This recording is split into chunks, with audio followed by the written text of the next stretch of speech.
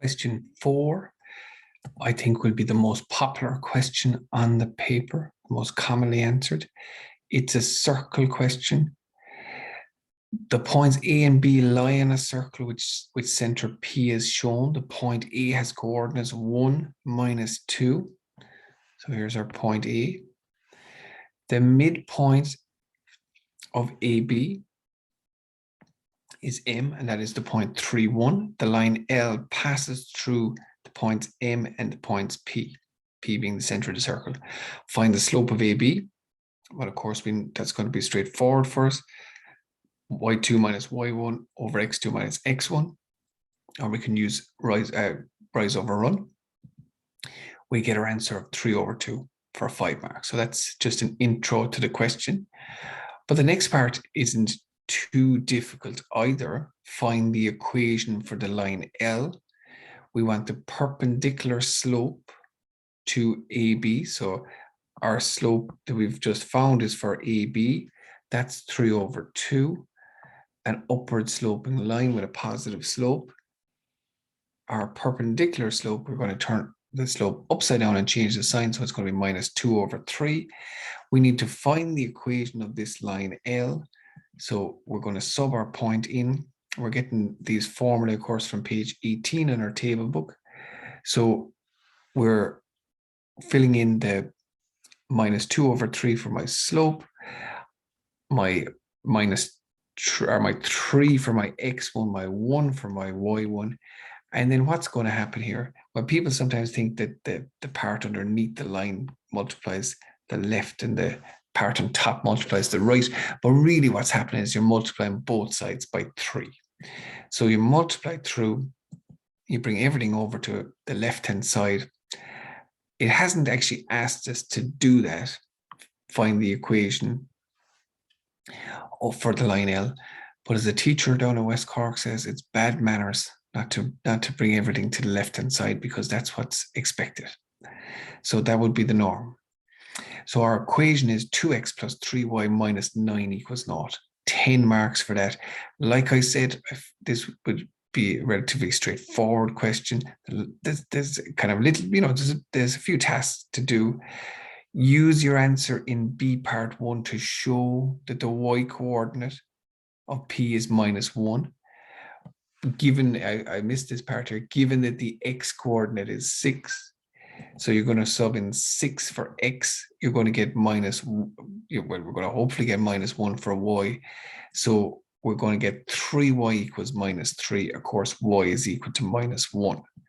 And that's another 5 marks. So we're up to 20 marks without having much work done.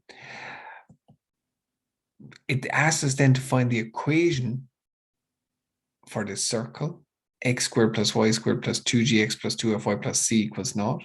We now have the center. Okay, we have to do a bit of work here. We must find the radius, but the radius is just the distance from A to P. So the distance from A to P, this is going to be my x2, y2, my x1, y1. So I'm filling in my distance formula. I end up with the radius equals square root of 26, the radius squared. So the radius would be root 26. But I know I'm going to fill in my formula. This is my x minus h to be squared plus y minus k to be squared equals r squared. So my r squared will be getting subbed in just for the 26 we get filled in. So there was no need to get just r by itself, because you're going to be getting r squared again in a moment. So that is my formula for the circle, but of course I must give the answer in the form that it's asked. So I square out the two brackets. Just what does it mean to square something? You're multiplying by itself. The shortcut method for squaring the bracket, which you can do as well, is you square the first term to get x squared, square the last term to get 36, and then multiply the first times the last.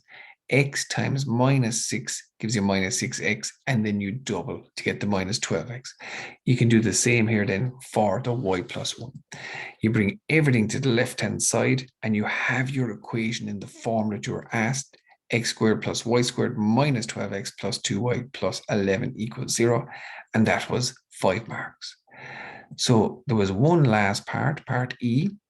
It says write down the equation for the image of the circle in the diagram if it undergoes a central symmetry transformation through the origin. Give your answer in this form: x minus h to be squared plus y minus k to be squared equals r squared. Okay, so as is often the case with the questions in the line and circle and trigonometry, a little bit of geometry can be just brought in there as well. And in this case, it's transformational geometry. So what do we have to do? We have to perform a central symmetry on the circle, but it's actually much easier than you think, because all you actually have to do is get the image of the center point through the origin, through 0, 0, and the radius will be the exact same. So we can use that then to get our answer. So the center, you will go through the center, you'll go through the origin and out the same distance the far side. So of course, if I'm going to 0, 0, the x coordinate has moved 6 units to the left to get to the origin, and it moves another 6 units to the left to get to -6. And equally, the y coordinate has started at -1. It goes to 0, so that's 1 unit upwards, and it's going to go another 1 unit upwards to get to +1. My circle, then the image of my circle, as I said, the radius is going to be exactly the same, because there's going to be it's going to be the image of that original one. There would be no reason for the radius to change. So therefore, we have all the information we need.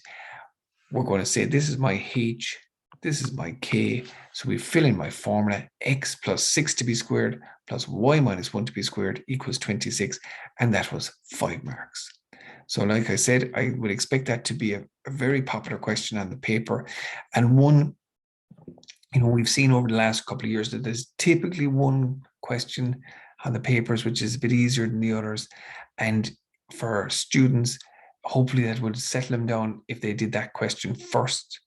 It would be a good one for students to have done first. And I'd say students will have scored well on that question. So that is the end of the circle question. And we move on now to question number 5.